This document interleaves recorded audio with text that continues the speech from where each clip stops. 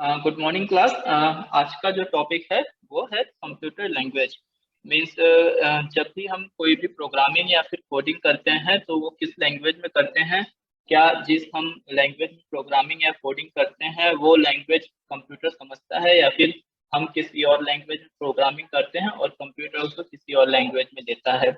Okay, programming की कौन कौन सी लैंग्वेजेस हैं उनके बारे में जो है इस क्लास में हम डिस्कस करेंगे। बहुत ज़्यादा डिटेल में नहीं जाएंगे। सिर्फ बेसिक जो नॉलेज दिया जाएगा इसके बारे में। सो जो first that is computer language. So what is computer language? Computer language is a method of communication with a computer. Okay, computer के साथ हम किस लैंग्वेज में कम्युनिकेट करते हैं या फिर कंप्यूटर कौन सी लैंग्वेज को समझता है। तो जो कंप्यूटर जिस लैंग्वेज को समझता है वो कंप्यूटर लैंग्वेज हो गई। बेसिकली कंप्यूटर जो है जीरो और वन को ही समझता है। सिर्फ जैसे हम और आप की जो कम्युनिकेशन की लैंग्वेज होती है वो जैसे कि इंग्लिश यूज करते हैं या फिर हिंदी लैंग्वेज यूज करते हैं या फिर जो भी लैंग्वेज यूज करते हैं वो कम्युनिकेशन लैंग्वेज हो गई। लेकिन कंप्यूटर की लैंग्वेज जो है वो जीरो और वन होती है। मतलब कि अगर हम मान लीजिए कि कंप्यूटर में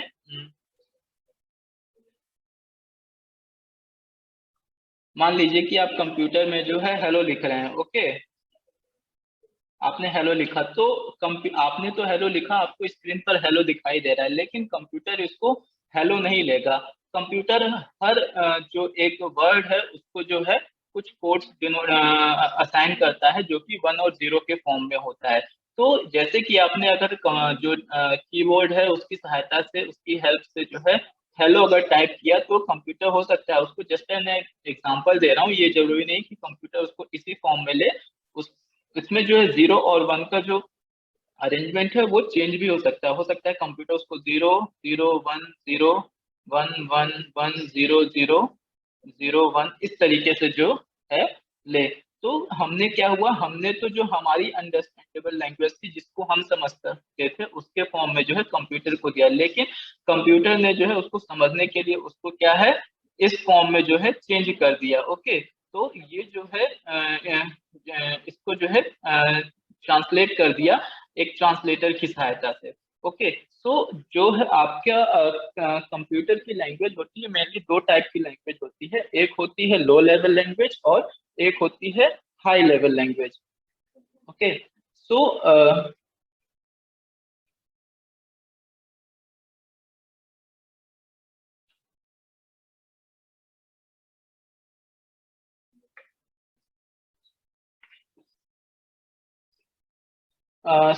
लो लेवल लैंग्वेज भी आपकी जो है फिर फर्दर डिवाइड होती है दो लैंग्वेजेस में। एक होती है मशीन लैंग्वेज और दूसरी होती है असेंबली लैंग्वेज। जो आपकी मशीन लैंग्वेज होती है, जैसा कि मैंने आपको बताया कि उस मशीन लैंग्वेज में जो प्रोग्रामिंग होती है वो जीरो और वन के फॉर्म में ही होती है।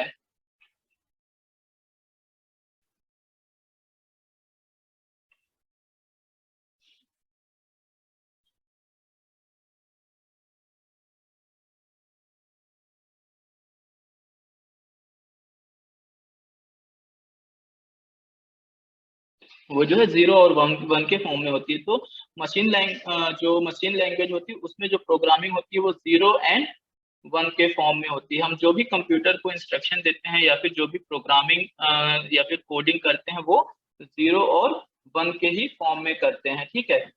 सो क्या है, ये जो है जो लो लैंग्वेज की मशीन लैंग्वेज है ये जो है यूज टू राइट प्रोग्राम्स को लिखने के लिए यूज की जाती है। देन मशीन लैंग्वेज और मशीन ओरिएंटेड और क्लोज टू हार्डवेयर। अब इसका क्या मतलब है कि मान लीजिए कि अभी क्या होता है, आप लोगों ने देखा होगा कि जैसे सॉफ्टवेयर होते हैं या प्रोग्राम्स होते हैं, तो आप एक प्रोग्राम को एक से ज्यादा कंप्यूटर्स में या फिर एक से ज्यादा सीपीयू में जो है यूज कर सकते हैं। ओके, जैसे कि मान लीजिए अगर हम एक एग्जांपल लेते हैं तो क्या कहते हैं, जैसे आप कोई लैपटॉप में कुछ यूज कर रहे हैं, कोई एप्लीकेशन यूज कर रहे हैं, मान लीजिए वीएलसी मीडिया प्लेयर है या फिर एडोब पीडीएफ रीडर है। तो क्या है, आप सेम सेटअप को या फिर एप्लीकेशन को जो है एक से ज्यादा कंप्यूटर्स में यूज कर सकते हैं आसानी से। लेकिन जो मशीन लैंग्वेज है ये क्या होती है, ये जो है सीपीयू मशीन डिपेंडेंट होती है। मशीन डिपेंडेंट का क्या मतलब होता है? मशीन डिपेंडेंट होती है। मशीन डिपेंडेंट का क्या मतलब होता है कि एक प्रोग्राम जो है सिर्फ एक कंप्यूटर में ही रन होगा या फिर चलेगा, वो दूसरे सीपीयू में जो है रन नहीं हो पाएगा। उसके लिए हमें जो है अलग से दूसरी प्रोग्रामिंग करनी पड़ेगी। क्यों करनी पड़ेगी? क्योंकि पहले के जो सीपीयू होते थे या फिर पहले के जो कंप्यूटर्स होते थे उनका जो है कॉन्फ़िगरेशन अलग अलग होता था। हर हर सीपीयू का जो है कॉन्फ़िगरेशन अलग अलग होता था। तो इसीलिए हर सीपीयू के लिए जो है हमें अलग से प्रोग्रामिंग करनी पड़ती थी। लेकिन आज के जो कंप्यूटर होते हैं उनमें क्या होता है कि एक ही एप्लीकेशन आप जो है एक से ज्यादा कंप्यूटर पे जो है यूज कर सकते हैं। देन अब क्या है, extensive knowledge of configuration and system architecture. क्या होता है कि पहले के जो भी प्रोग्रामिंग्स होते हैं इससे होते थे, तो जो प्रोग्रामर्स होते थे उनको जब भी प्रोग्रामिंग करनी होती थी किसी भी सिस्टम के लिए या किसी भी कंप्यूटर के लिए, तो क्या होता है कि उनको जिस कंप्यूटर के लिए प्रोग्रामिंग करनी है उस कंप्यूटर के जो स्पेसिफिकेशंस हैं वो 32 बिट पे वर्क करता है, 20 बिट पे वर्क करता है या किस बिट पर वर्क करता है, उसकी जो है जानकारी उन्हें पहले से होनी होती थी। ओके, आज का जैसे आप कंप्यूटर है, आप क्या है 32 बिट का अगर ऑपरेटिंग सिस्टम है तो क्या होते हैं उस पर 64 बिट के एप्लीकेशन जो है वर्क कर जाते हैं, इतना ज्यादा प्रॉब्लम क्रिएट नहीं कर पाते हैं। लेकिन अगर आप पहले के कंप्यूटर्स देखें तो उनमें क्या होता था कि जिस बिट के लिए जो प्रोग्रामिंग की गई है वो उसी बिट के कंप्यूटर पर जो है उसी बिट के सीपीयू पर जो है रन करेगा, दूसरे बिट के कंप्यूटर पर वो रन नहीं कर सकता था। तो इसीलिए यहाँ पर ये लिखा गया है कि पहले के जो भी एप्लीकेशंस डेवलपमेंट होता था या फिर जो भी प्रोग्रामिंग होती थी उसको डेवलप करने के लिए जो है जिस भी कंप्यूटर के लिए वो प्रोग्रामिंग करने जा रहे हैं उसका कॉन्फ़िगरेशन या फिर उसका जो सिस्टम आर्किटेक्चर है उसका हमें जो है पूरा नॉलेज होना चाहिए। नहीं होने से जो है वो जो है क्या जो प्रोग्राम है वो हम सही से डेवलप नहीं कर पाएंगे। Then according to those specification और architecture you have to write the program, मतलब कि उनकी स्पेसिफिकेशंस के अकॉर्डिंग ही जो है प्रोग्राम्स को डेवलप करना होता था।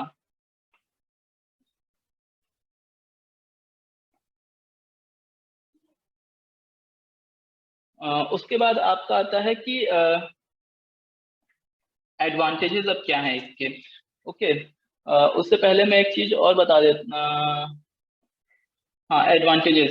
फिर इसमें क्या है कि no need to convert because program is already written in machine language. जैसा कि मैंने अभी बताया कि जो मशीन लेवल लैंग्वेज है उसमें जो प्रोग्रामिंग होती है वो किस फॉर्म में होती है, जीरो और वन फॉर्म में ही, जीरो और वन के फॉर्म में ही होती है।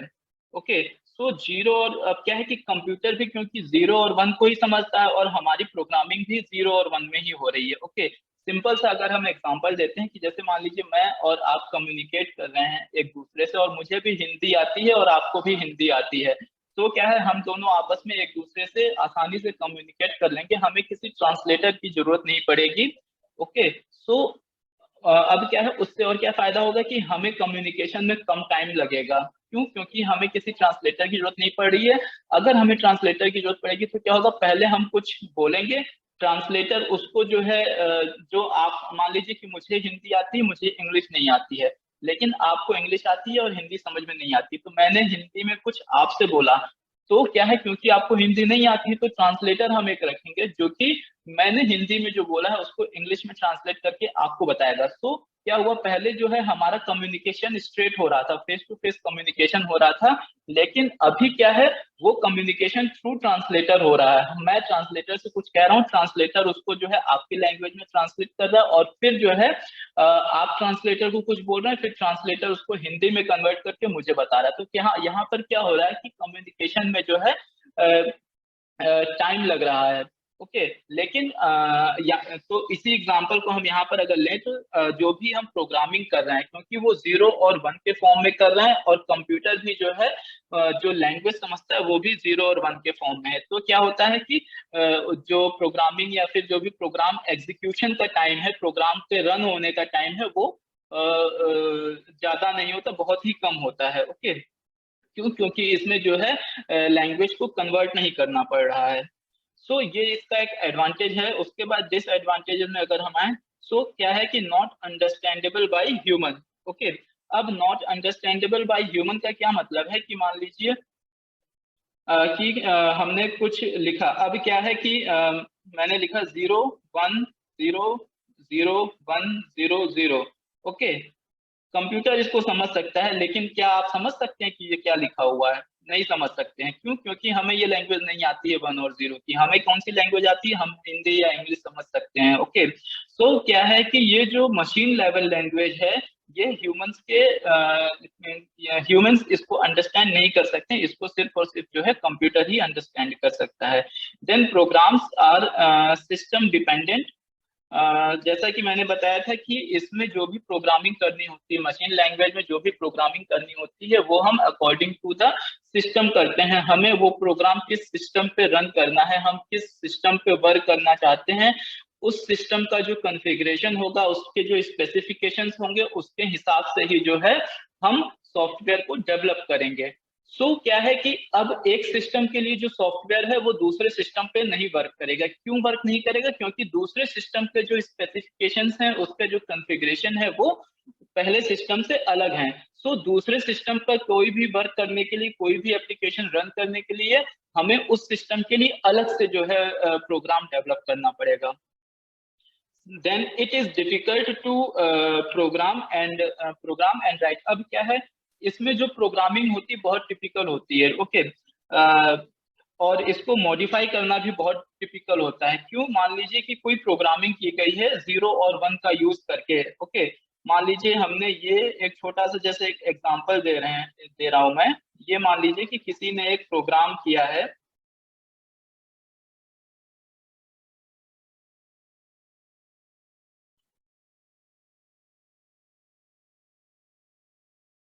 ओके, ये तो प्रोग्राम उसने बना दिया। ओके, अब क्या है, जब वो उसको रन करने जा रहा है तो रन नहीं हो रहा है। क्यों नहीं हो रहा है? क्योंकि प्रोग्रामिंग में कुछ डिफेक्ट आ गया है। हो सकता है कहीं पर 1 लिखना हो और हमने 0 लिख दिया हो, ठीक है, जिसकी वजह से वो प्रोग्राम रन करेगा ही नहीं, प्रोग्राम इंस्टॉल होगा ही नहीं। सो क्या है, अब क्या है, इतने बड़े लाइंस में से ये तो एक छोटा सा एग्जांपल है। जो बड़ी बड़ी प्रोग्रामिंग होती है उसमें 100 150 लाइंस होती हैं, 0 और 1 की होती हैं। सो उन 100 लाइंस में से या फिर 150 लाइंस में से हमने कहाँ पर कौन सी गलती की है? मान लीजिए यहाँ पर जैसे ये 0 लिखा है, लेकिन हमको यहाँ पर 1 लिखना चाहिए था। इसमें तो मान लीजिए 3 लाइन है, लेकिन 150 लाइन में हम कब तक ढूंढेंगे? ओके, सो जो मशीन लैंग्वेज की जो प्रोग्रामिंग है, उसमें जो प्रोग्रामिंग करनी होती थी वो बहुत ही टिपिकल होती थी। और उसके बाद में क्या, उसको मॉडिफाई करना भी काफी टिपिकल होता था। क्यों टिपिकल होता था? वो आपने देखा कि 150 लाइंस में से कहीं पर कहाँ पर हमसे गलती हो गई है, वो उसको पहले सर्च करना, देन उसको मॉडिफाई करना जो है अपने आप में एक टिपिकल जॉब होता है।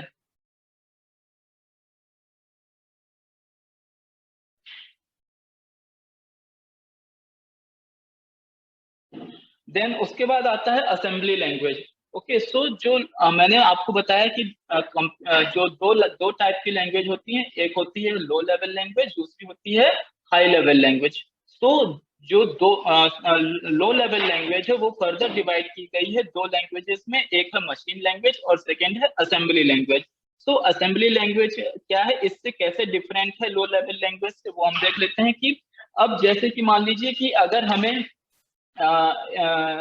मशीन लैंग्वेज में जो है, अगर हमें क्या कहते हैं, हमको एक प्रोग्रामिंग करनी है। क्या करनी है?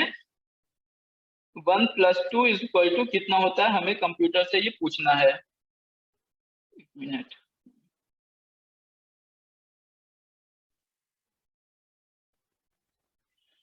ओके, सो जैसा कि मैं बोल रहा था कि जैसे कि अगर हमें 1 + 2 को अगर ऐड करना है और उसका आंसर जानना है, तो क्या है कि ये अगर हम मशीन लैंग्वेज में इसको, या सॉरी, हाँ, जो मशीन लैंग्वेज है उसमें अगर हमें लिखना हो तो कैसे लिखेंगे? मशीन लैंग्वेज इसको कैसे लेगा कि वो सबसे पहले ऑपरेशन कोड लेता है। ऑपरेशन कोड क्या होता है कि जो हमें काम करना है, तो यहाँ पर हमें क्या काम करना है? हमें ऐड का काम करना है, ठीक है। और मान लीजिए कि हम जिस सिस्टम पे वर्क कर रहे हैं वो सिस्टम 20 बिट का है। ओके, सो ये 1 + 0 को जो 20 बिट का आपका ऑपरेटिंग सिस्टम है, 20 बिट का, उसको कैसे लेगा मशीन लैंग्वेज में? सो सबसे पहले क्या आएगा? ऑपरेशन कोड आएगा। ओके,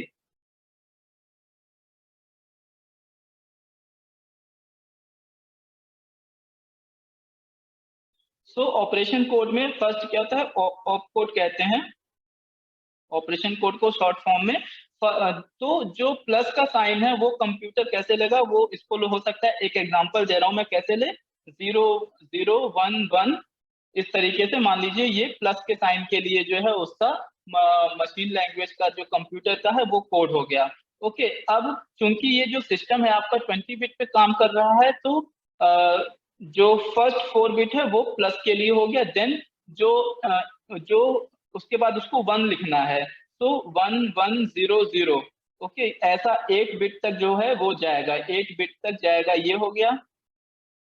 देन उसके बाद में 2 को उसको लिखना है, तो 2 को डिनोट करेगा वो कैसे हो सकता है, वो डिनोट करे 0 0 1 0 1 0।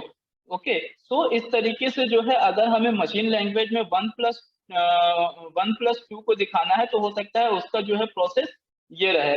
लेकिन अगर हम असेंबली लैंग्वेज में उसको लिखेंगे तो असेंबली लैंग्वेज में क्या है, असेंबली लैंग्वेज मशीन लैंग्वेज से थोड़ी इजी हो गई। क्यों इजी हो गई, उसमें जो है हमने कुछ सिंबल्स दे दिए, अल्फा न्यूमेरिक न्यूमेनिक्स जिसको कहते हैं, अल्फा न्यूमेरिक निमोनिक्स, यहाँ पे निमोनिक्स लिखा हुआ आप लोग देख सकते हैं। इसमें क्या होता है, जो भी हमारे ऑपरेशनल कोड होते हैं उनके लिए हम कुछ जो निमोनिक्स होते हैं उनको असाइन कर देते हैं। मान लीजिए जैसे प्लस करना है उसके लिए हम ऐड कर दिए, ओके, सब्सट्रैक्ट करना है उसके लिए SUB कर दिए, जैसे हमें किसी चीज को डिलीट करना है तो डिलीट के लिए हमने DELT कर दिया। ओके, हमें कोई कोई फाइल एक जगह से दूसरी जगह जो है मूव करनी है या फिर ट्रांसफर करना है तो उसके लिए हमने MOV कर दिया। ओके, सो ये कुछ शॉर्टकट्स जो है इसमें यूज किए गए थे, जिसकी सहायता से प्रोग्रामिंग जो है थोड़ी आसान हो गई थी। अब क्या है, मान लीजिए कि एक एग्जांपल मैं और देता हूं कि अगर मशीन लैंग्वेज में, जैसे कि मैंने आपको जैसा कि मैंने अभी आपको एग्जांपल दिया कि अगर मशीन लैंग्वेज में 1 + 2 कितना होता है इसकी प्रोग्रामिंग करनी हो तो हम कैसे करेंगे, ये दिया था। लेकिन इसी को अगर हमें असेंबली लैंग्वेज में करना हो तो कैसे करेंगे,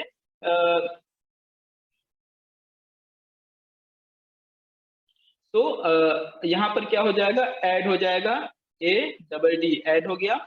उसके बाद में जो हमारा 1 के लिए जो भी कंप्यूटर उसको असाइन करेगा 0 1 0 0 1, और फिर 2 के लिए जो असाइन करेगा उस तरीके से, तो ये हमारा जो है क्या कहते हैं कि असेंबली लैंग्वेज में जो है हम प्रोग्रामिंग कैसे करते हैं, ये हो गया। उसके बाद क्या है, some parts are readable by humans. अब some parts are readable by humans का क्या मतलब है, जैसे कि हमने कुछ सिंबल्स दे दिए थे, ऐड हो गया, सब्सट्रैक्ट हो गया, देन मूव हो गया। ओके, ये सब चीजें क्या है ह्यूमंस के द्वारा रीड की जा सकती हैं। देन उसके बाद programs written in assembly language need to be converted into machine language before execution by a computer. Okay, अब क्या है कि जो भी हम असेंबली लैंग्वेज में जो भी प्रोग्रामिंग कर रहे हैं या फिर हम जो भी लिख रहे हैं, जैसा कि मैंने इससे पहले आपको एग्जांपल दिया था कि जब हम सेम लैंग्वेज के थ्रू जो है कम्युनिकेट करते हैं तो उसमें कम टाइम भी लगता है, वो एरर प्रोन भी होता है, मतलब कि गलतियां होने के कम चांसेस होते हैं उनमें।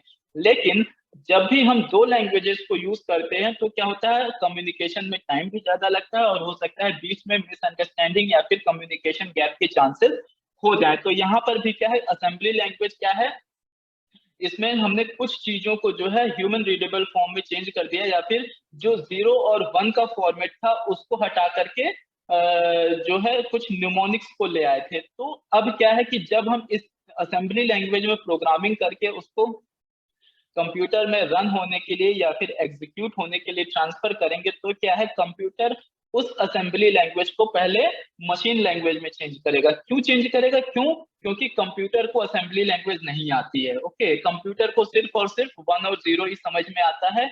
और यहाँ पर हमने ऐड के लिए जो है 1 और 0 को हटा करके ADD कर दिया। सब्सट्रैक्शन के लिए जो है जो 0 और 1 को हटा करके SUB कर दिया। तो क्या है, कंप्यूटर को पहले वो ADD ऐड के लिए उसको जो है 0 और 1 में कन्वर्ट करना पड़ेगा, उसके बाद जो है वो प्रोग्राम को एग्जीक्यूट करेगा। तो क्या है कि जो भी आपकी असेंबली लैंग्वेज है वहां पर जो है असेंबली एग्जीक्यूट होने के लिए पहले असेंबली लैंग्वेज को हमें जो है मशीन लैंग्वेज में चेंज करना पड़ता है। ओके। तो ये जो चेंज करने का काम है ये कौन करता है, यहाँ पर आप लोग देख सकते हैं लिखा हुआ है असेंबलर। ये जो असेंबलर होता है एक सॉफ्टवेयर होता है, सॉफ्टवेयर टाइप का होता है जो कि असेंबली लैंग्वेज को मशीन लैंग्वेज में जो है कन्वर्ट करता है।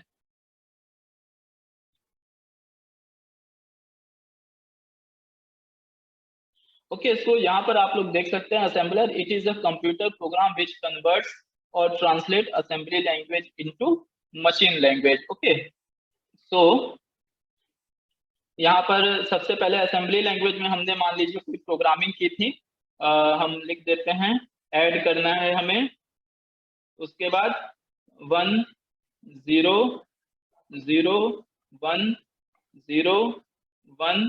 ओके, अब क्या है इसको कंप्यूटर जो है नहीं नहीं समझ सकता है इस लैंग्वेज को। ओके, सो कंप्यूटर इसको एज अ इनपुट लेगा और असेंबलर में डाल देगा, ये जो आपका कन्वर्टर है। ओके, असेंबलर क्या है इसको 1 और 0 के फॉर्म में कन्वर्ट कर देगा। ओके, जो ऐड लिखा था उसके लिए जो है 0 1 1 0 जो भी है उसको असाइन करना है वो असाइन कर देगा। ओके, और वो जब असाइन कर देगा तो वो क्या है कन्वर्ट हो जाएगा मशीन लैंग्वेज में। कन्वर्ट असेंबलर ने क्या है जो असेंबली लैंग्वेज था उसको मशीन लैंग्वेज में कन्वर्ट कर दिया। अब क्योंकि इसको मशीन लैंग्वेज में कन्वर्ट कर दिया तो कंप्यूटर इसको आसानी से रीड कर सकता है, इसको समझ सकता है कि हमसे क्या डिमांड की जा रही है या फिर हमें क्या ऑर्डर दिया गया है। सो अकॉर्डिंगली जो है वो वर्क करेगा उस पर। ओके, सो असेंबली लैंग्वेज के एडवांटेजेस क्या है वो हम देख लेते हैं। फर्स्ट है to some what extent human can understand this language. Okay, so इसमें क्या है कुछ हम न्यूमेरिक्स का यूज कर रहे हैं, सो जिसको कि ह्यूमंस आसानी से जो है समझ सकते हैं, अंडरस्टैंड कर सकते हैं। Then it is easier to correct errors and modify program instructions. अब क्या है इसमें जो है हम पूरी तरीके से जो है 1 और 0 में डिपेंडेंट नहीं रह गए हैं। असेंबली लैंग्वेज में जो है हम पूरी तरीके से 0 और 1 पे जो है डिपेंडेंट नहीं रह गए हैं, हमने कुछ निमोनिक्स भी ऐड कर लिए हैं। ओके, जिसकी सहायता से कि हम प्रोग्रामिंग करते हैं। सो क्योंकि हमें सारी प्रोग्रामिंग 1 और 0 में नहीं करनी है तो जो प्रोग्रामिंग है थोड़ी इजियर हो गई है, या फिर कहीं पर अगर कोई मिस्टेक हो गई है तो उस मिस्टेक को हम उसको फाइंड करके जो है उसको करेक्ट कर सकते हैं। So in comparison to machine language ये जो है इसमें जो मिस्टेक के चांसेस हैं वो कम है, और उसके बाद में जो है जो एरर होते हैं, सॉरी, जो एरर को हम सर्च करके जो है उनको आसानी से दूर कर सकते हैं। सो कुछ लेकिन इसके डिसएडवांटेजेस भी हैं। डिसएडवांटेजेस क्या है वो हम देख लेते हैं। This language can not be directly executed on computer. जैसा कि low level sorry machine language में हमने देखा था, जो मशीन लैंग्वेज थी वो डायरेक्टली कंप्यूटर में जो है एग्जीक्यूट हो जा रही थी। क्यों हो जा रही थी? क्योंकि उसमें प्रोग्रामिंग जो प्रोग्रामर जो प्रोग्रामिंग कर रहा है वो भी 0 और 1 में ही कर रहा है, और जो कंप्यूटर जो लैंग्वेज जानता है वो तो 0 और 1 है ही है। तो जो भी आपके प्रोग्राम्स थे वो डायरेक्टली जो है कंप्यूटर पे एग्जीक्यूट हो जा रहे थे, उनको ट्रांसलेट करने की जरूरत नहीं पड़ रही थी। लेकिन यहाँ पर जो है इसको जो है ट्रांसलेट करने की जरूरत पड़ती, तो ये एक इसका डिसएडवांटेज है। Then slower than machine language. अब क्या है क्योंकि जब जो भी हम कंप्यूटर को इनपुट दे रहे हैं तो इनपुट वो ले रहा है उसको फिर असेंबलर की सहायता से मशीन लैंग्वेज में चेंज कर रहा है और फिर उसके ऊपर वर्क कर रहा है या फिर उसके ऊपर एक्शन ले रहा है। तो क्या हुआ, ये प्रोसेस थोड़ा लेंथी हो गया। वहीं पे अगर हम कंप्यूटर को कोई इंस्ट्रक्शन दे रहे हैं जो कि 0 और 1 के फॉर्मेट में है, तो वो प्रोग्राम या फिर वो इंस्ट्रक्शन जो है in comparison to assembly language जल्दी रन होगा। देन अब क्या है ये जो असेंबली लैंग्वेज है ये भी मशीन डिपेंडेंट है, मतलब कि ये भी जो है मशीन टू मशीन या फिर सीपीयू टू सीपीयू वेरी करता है। अकॉर्डिंग टू सीपीयू उसके जो स्पेसिफिकेशंस हैं, उसके जो आर्किटेक्चर है, उसका जो स्पेसिफिकेशन के अकॉर्डिंग ही जो है वो वर्क करता है। और एक सीपीयू का जो प्रोग्रामिंग है जरूरी नहीं है कि वो दूसरे की सीपीयू में जो है वर्क करे। ओके, देन आपका जो अब क्या है इसलिए अब मशीन लैंग्वेज आपने देख लिया और असेंबली लैंग्वेज देख लिया, दोनों ही लैंग्वेज जो है ह्यूमंस के लिए जो है रीडेबल फॉर्म में नहीं है, या फिर ह्यूमंस जो है उनको आसानी से पढ़ नहीं सकते हैं। तो क्या है उसके बाद क्या है कि कुछ चीजें जो है असेंबली लैंग्वेज में कन्वर्ट भी करना पड़ता है, ठीक है। तो इन सारे ड्रॉबैक्स को ओवरकम करने के लिए जो है हाई लेवल लैंग्वेज को डेवलप किया गया। ये हाई लेवल लैंग्वेज क्या होती है? ये क्या होती है? फर्स्ट आपका है कि इजली अंडरस्टैंड टू ह्यूमन, मतलब कि ह्यूमन इसको जो है आसानी से समझ सकते हैं।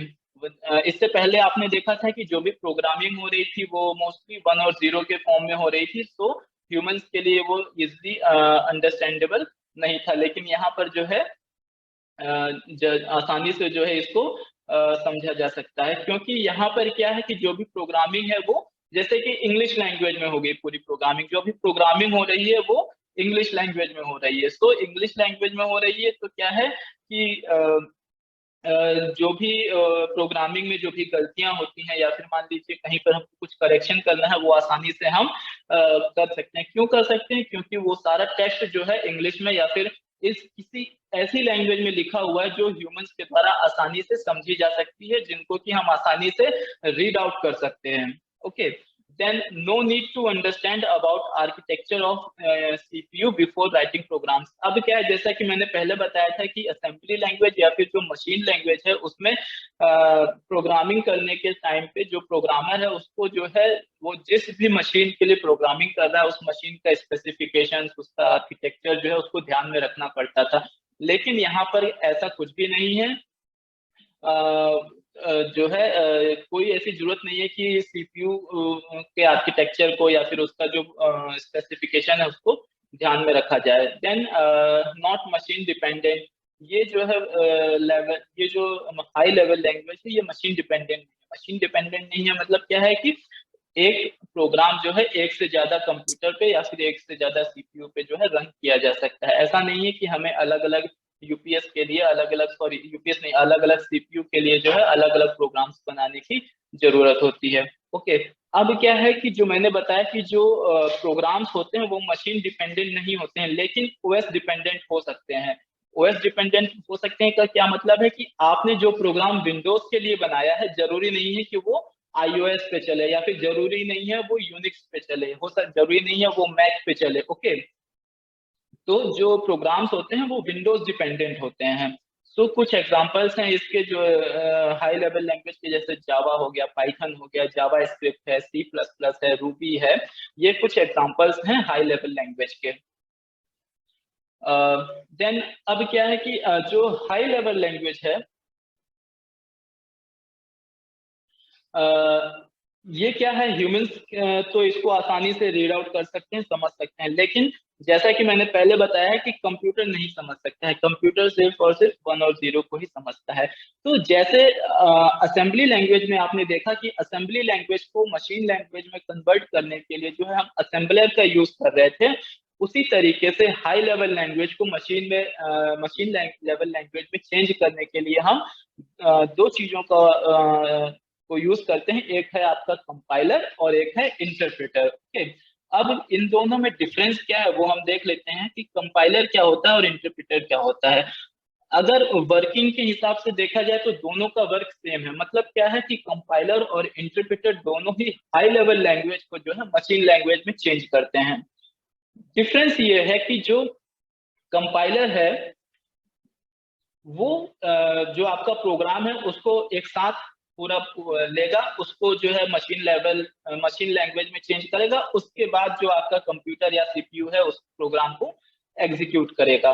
लेकिन इंटरप्रेटर क्या है, वो प्रोग्राम को कन्वर्ट करते जाता है और साथ में उसको एग्जीक्यूट करता जाता है। तो ये जो है बेसिक डिफरेंस है कंपाइलर में और इंटरप्रेटर में। ओके, सो हम एक बार देख लेते हैं यहाँ पर, जैसा कि लिखा हुआ है कि compiler take computer source code और प्रोग्राम, जो भी कंप्यूटर के प्रोग्राम होते हैं उनको लेता है और उनको कन्वर्ट करता है किसमें, ऑब्जेक्ट फाइल या फिर मशीन लैंग्वेज में। जो भी हमारा प्रोग्रामिंग है वो हाई लेवल लैंग्वेज में है, तो उसको एग्जीक्यूट करने से पहले उसको किस लैंग्वेज में चेंज करता है, मशीन लैंग्वेज में चेंज करता है। और एंड आफ्टर कन्वर्जेंस, कन्वर्ज करने के बाद में जो है उसको it will execute the program. Convert करने के बाद में जो है ये प्रोग्राम को एग्जीक्यूट करता है किसमें, कंपाइलर में। लेकिन इंटरप्रेटर में क्या है कि इंटरप्रेटर कन्वर्ट्स कोड, ये जो भी आपका प्रोग्राम है उसको जो है मशीन लैंग्वेज में चेंज करता है when the program is running, जब प्रोग्राम रन हो रहा है। ओके, सो मेन डिफरेंस है, कंपाइलर पूरे प्रोग्राम को मशीन लैंग्वेज में कन्वर्ट करने के बाद में एग्जीक्यूट करता है, लेकिन इंटरप्रेटर क्या है, जो प्रोग्राम है उसको मशीन लैंग्वेज में चेंज करता जाता है और साथ में प्रोग्राम को एग्जीक्यूट करता जाता है। तो ये मेन डिफरेंस है आपका इन दोनों का। ओके, सो आपने देख लिया डिफरेंस क्या होते हैं, क्या होता है कंपाइलर और इंटरप्रेटर के बीच में।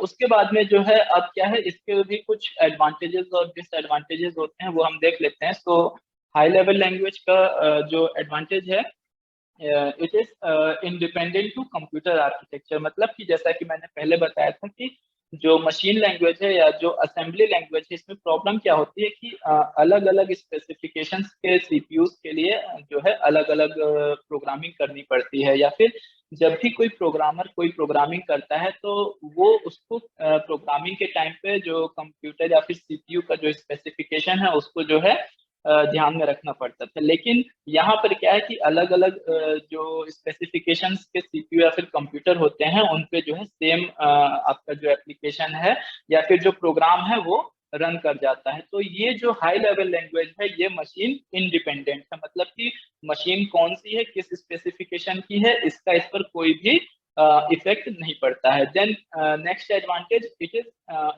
इजली अंडरस्टैंडेबल टू ह्यूमन, क्योंकि ये जो सारी प्रोग्रामिंग की जा रही है ये इस लैंग्वेज में की जा रही है जिसको कि ह्यूमंस आसानी से रीड कर सकते हैं या फिर लिख सकते हैं। जैसे कि हो सकता है प्रोग्रामिंग पूरी की पूरी इंग्लिश लैंग्वेज में की गई हो।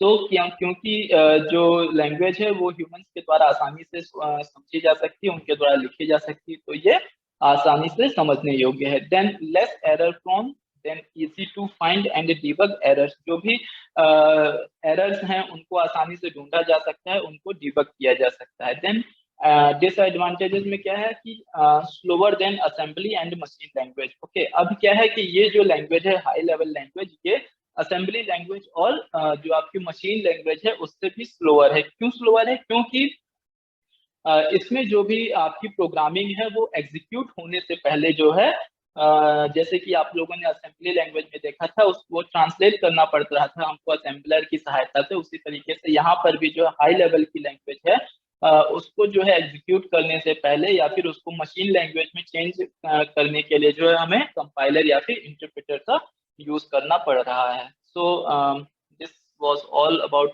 Today's class. Thank you. किसी का कोई क्वेश्चन है इसमें?